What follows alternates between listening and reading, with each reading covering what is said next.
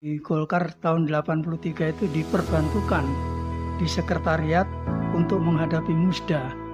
Yang era itu Golkar masih kabupaten dan kota jadi satu.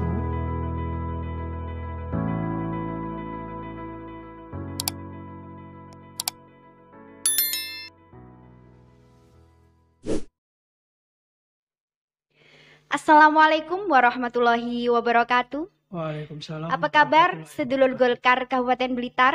Senang sekali berada di tengah-tengah dulur-dulur Golkar Kabupaten Blitar. Pada kesempatan kali ini, perkenalkan saya Dian Armada yang akan menemani dulur-dulur Golkar Kabupaten Blitar. Pada pagi hari ini kita akan ngobrol bareng mengenai selayang pandang Partai Golkar di Kabupaten Blitar. Tentunya di sini saya tidak sendirian. Di sebelah saya di hadapan kita semua telah hadir Pak Agus selaku narasumber kita hari ini. Langsung saja kita sapa beliau. Selamat pagi Pak Agus. Selamat pagi, Assalamualaikum warahmatullahi wabarakatuh. Waalaikumsalam warahmatullahi wabarakatuh. Bagaimana kabarnya Bapak? Alhamdulillah sehat. Masih fit ya Pak ya? Insya Allah Alhamdulillah. fit Ya. terus. Pak Agus ini kan kerap sekali disapa dengan Pak Agus. Nah ini saya ingin tahu ini Pak, sebenarnya nama lengkap Pak Agus ini siapa sih Pak? Iya, terima kasih. Alhamdulillah nama lengkap saya sesuai dengan identitas yang ada itu Agus Suyanto. Pak Agus Suyanto ya. Iya.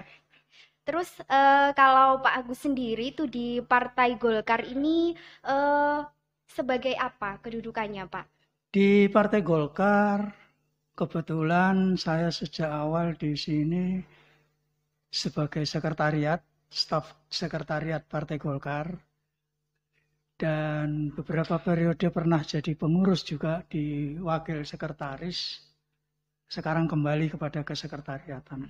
Iya, berarti posisi yang terakhir saat ini menjadi sekretariat gitu ya Pak ya, Iya, kedudukannya. sekarang jadi kepala sekretariat lah. Kepala sekretariat, oh iya. Terus kalau Pak Agus sendiri itu di Partai Golkar itu mengabdi sejak tahun berapa Bapak? Insya Allah kalau saya tidak lupa, awal saya masuk aktif di Partai Golkar itu tahun 1983. 1983, wah Iya. sudah lama sekali ya Pak ya. Kalau dihitung mundur itu sudah berpuluh-puluh tahun. Alhamdulillah sudah cukup. Ya, jadi gini Pak, ini ada beberapa pertanyaan yang harus Bapak jawab ya, Iya. harus ini Iya. harus dijawab. Jadi langsung saja ke pertanyaan yang pertama ya Pak. Iya. Bagaimana sih awal mula berdirinya Golkar di Kabupaten Blitar? Iya, terima kasih. Awal mula berdirinya Partai Golkar di Kabupaten Blitar ini sebenarnya saya masuk di Golkar tahun 83 itu diperbantukan di sekretariat untuk menghadapi Musda. Yang era itu Golkar masih kabupaten dan kota jadi satu, yang dipimpin oleh Bapak Redi Subagio selaku ketua dan sekretarisnya Bapak Gufron. Di situ pada saat itu Musda untuk memisahkan diri karena ada dua pemerintahan sehingga DPD pun juga ada kota dan ada kabupaten. Iya. Di situ saya mulai aktif sejak Musda awal kabupaten. Itu saya menjadi sekretariat di sana, duduk selaku staf sekretariat di Kabupaten Blitar itu sejak tahun 85. 85, berarti pada tahun 85 itu mulai memisahkan diri itu ya Pak, dari kota sama kabupatennya itu. Iya. Begitu. Ya. Terus kalau Golkar itu dari masa Orde Baru ke reformasi itu perkembangannya seperti apa Pak? Ya. Insya Allah saya tidak lupa eranya Orde Baru. Kita hanya berbicara untuk wilayah kabupaten saja ya. Iya. Tapi ini juga sifatnya juga nasional. Golkar zaman Orde Baru itu terdiri dari 3 pilar. 3 jalur. Jalur A, jalur B, dan jalur G. Jalur A itu jalur ABRI, jalur B, jalur Beringin Korpri, dan jalur G, Golkar Murni. Nah, 3 jalur inilah yang memperkuat Golkar era saat itu. Sehingga kalau pemilu-pemilu di era Orde Baru Golkar selalu memenangkan karena memang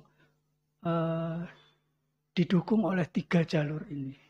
Itu yang di era Orde Baru. Kemudian kalau perkembangannya setelah reformasi itu seperti apa, Pak? Nah, setelah reformasi ini, karena undang-undang pemilu, peserta pemilu itu adalah partai politik. Sedangkan Golkar bukan partai politik. Iya.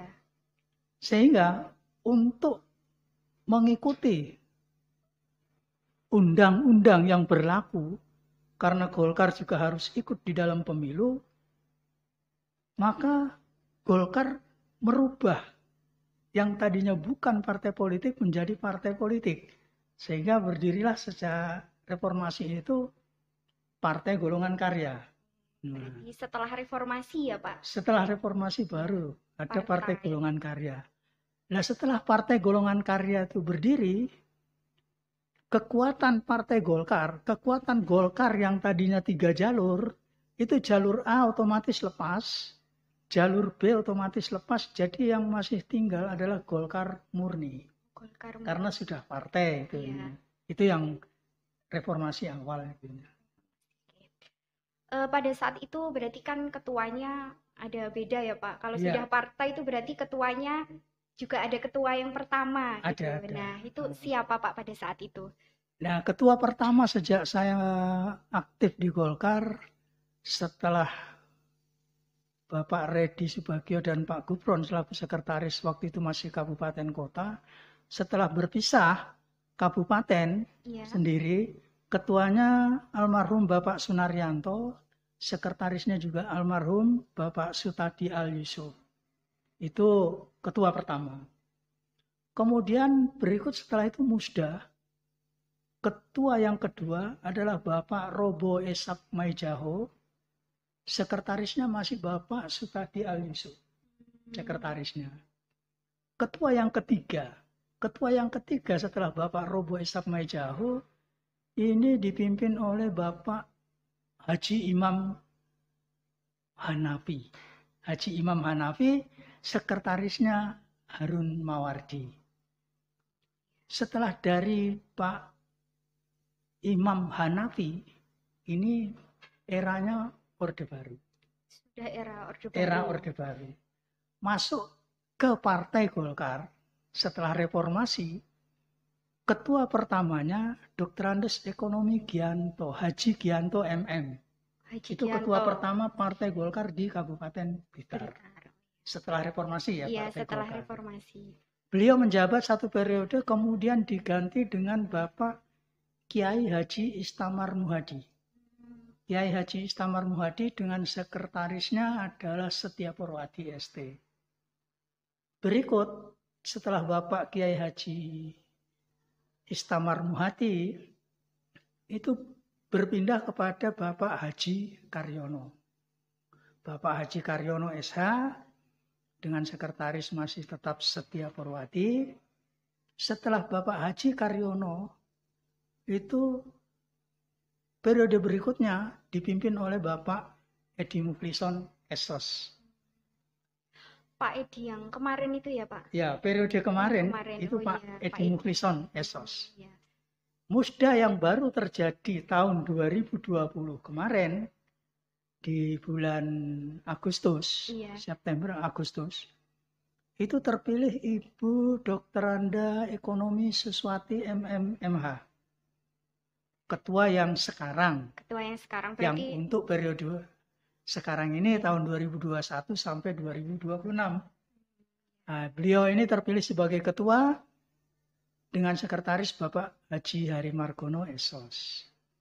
Berarti sudah ada 5 pergantian ketua ya, Pak ya? 5 kali 8. Pergantian.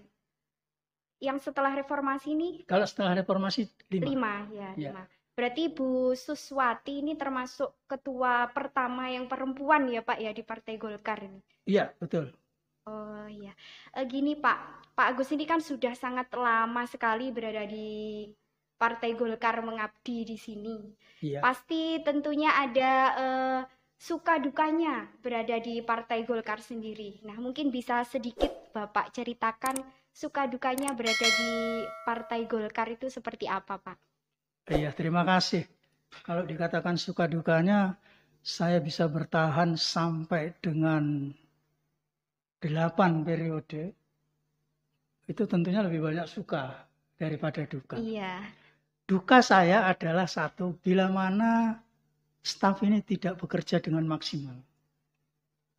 Yang kedua, dari para pengurus itu sendiri juga, kalau bekerja juga tidak maksimal, staf pun juga bekerja tidak maksimal. Disitulah letak duka saya bila mana di dalam pekerjaan itu ada kesalahan sedikit pun. Ada satu pengalaman, kebetulan pada saat itu era Orde Baru. Kami ditugasi membuat surat. Karena pada saat zaman Orde Baru, karena masih jalur A, B, dan G, Iya. itu sekretariatnya di sana itu sekretariat dari jalur A ada, sekretariat dari jalur B ada, personilnya di sana ada. Sehingga saya di staf sana sekretariat itu ada berapa macam stempel dari berbagai organisasi itu tadi. Pada satu saat saya diperintahkan oleh ketua membuat satu surat yang kepadanya itu Bupati Blitar. Saat itu surat sudah jadi, sudah ditandatangani, sudah dibaca dan ditandatangani, saya salah stempel. Nah, surat ini belum terkirim, saya laporkan pada ketua. Ya, pada saat itulah saya dapat teguran dari ketua. Surat ini harus segera dicabut. Walaupun saya sudah laporkan belum terkirim. Iya. Tidak bisa, harus dicabut. Nah, inilah duka saya di sana. Karena kesalahan kecil saja, itu sudah membuat termasuk salah satu yang fatal. Karena kebetulan penegakan disiplin oleh ketua ini juga benar-benar, karena beliau juga purnawirawan dari Angkatan Darat, sehingga penegakan disiplin itu benar-benar diterapkan. Itu duka yang paling terasa buat saya. Paling mendalam ya yang Pak paling ya. mendalam. Itu untuk kegiatan. Kalau keseharian itu yang menjadi duka buat saya adalah bila mana staf sekretariat ini seperti saya katakan tadi bekerja tidak maksimal. Bekerja tidak maksimal itu artinya kita harus diperintah tapi belum dilaksanakan. Itu yang karena mungkin bahasanya waktunya masih panjang.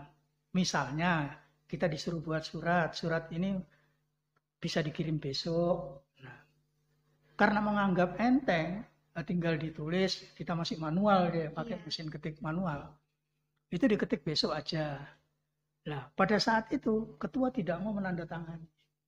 Karena perintahnya itu kemarin, bukan hari ini. Bukan hari ini. Ini yang menjadi salah satu pukulan buat saya bahwa benar-benar disiplin itu harus diterapkan. Iya. Karena ada prinsip juga, apapun perintah dikerjakan dulu. Terlepas dari benar atau salah, tapi kerjakan dulu perintah itu. Nah, ini yang saya pegang. Perintah apapun harus saya kerjakan.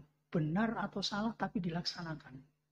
Jadi tidak menunggu benar baru dilaksanakan, tidak. Iya. Ini yang menjadi duka saya, yang pernah saya rasakan bahwa saya dapat teguran karena saya tidak disiplin. Jadi bukan karena apa, karena kedisiplinan saya kurang. Itu yang menjadi duka. Kalau sukanya terlalu banyak bisa saya ceritakan. Paling suka gitu apa Pak kira-kira? Ada salah satu, karena saya ini asli dari Makassar. Oh, aslinya Makassar ya Pak Asli ya? dari Makassar.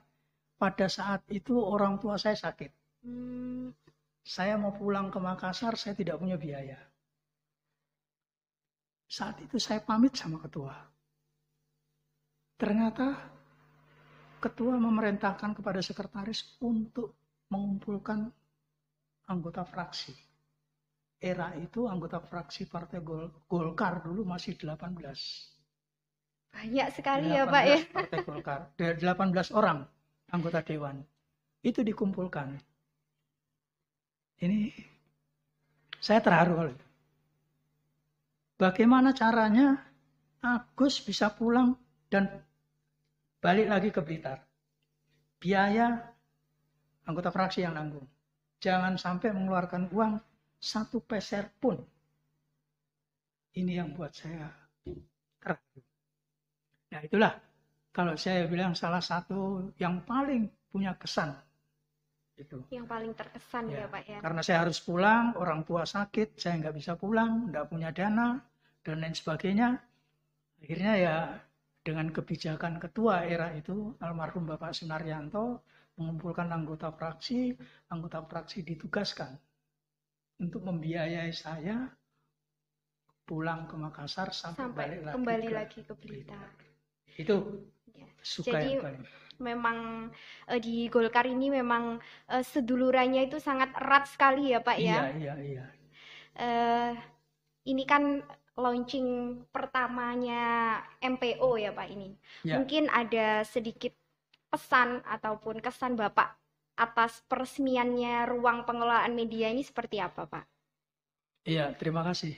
Ini mengingatkan saya era juga, kita juga pernah ada waktu diberikan di salah satu stasiun radio swasta. Itu ada waktu untuk Golkar menyampaikan seperti ini. Tentunya dengan biaya. Iya. Itu pernah kita laksanakan tapi tidak berjalan lama. Kalau sekarang terbentuk dengan ini, itu saya bisa memberikan dorongan semangat lagi kepada utamanya generasi muda yang sekarang mau bergabung dengan Partai Golkar, bahwa Golkar ini bukan partai milik orang tua, tapi miliknya generasi muda.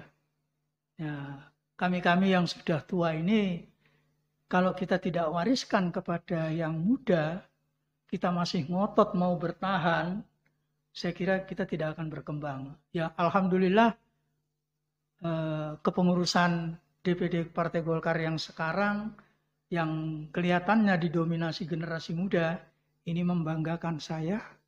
Dan mungkin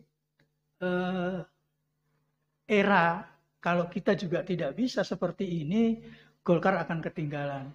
Insya Allah dengan adanya ini, membangkitkan semangat saya lagi, supaya saya bisa lebih lebih daripada yang kemarin pengabdian saya pada Golkar. Iya. Dan saya tidak akan meninggalkan Golkar. Semangat ya Pak ya. Nah, inilah yang mendorong semangat saya. Mudah-mudahan dengan dibentuknya kegiatan ini, apa istilahnya nih? Ruang pengelolaan media. Ini menambah semangat saya, menambah semangat muda saya, menambah usia tapi semangatnya tetap muda ya Pak ya. Kalau usia 72 bolehlah semangatnya 27. Ya. Itu yang saya harapkan. Mudah-mudahan ini saya berterima kasih dan sangat bersyukur. Mudah-mudahan ruang ini bisa jauh lebih berkembang lagi daripada yang sebelumnya. Amin, amin ya. Alhamdulillahirabbil alamin. Semua pertanyaan telah terjawab jelas secara gamblang oleh Pak Agus. Saya ucapkan terima kasih banyak kepada Pak Agus. Sama-sama. Dan jangan lupa untuk sahabat Golkar di rumah untuk selalu tonton channel kami. Tetap pantau terus Golkar Kabupaten Blitar dan jangan lupa subscribe dan like-nya ya. Terima kasih. Sekian dari saya. Wassalamualaikum warahmatullahi wabarakatuh. Waalaikumsalam.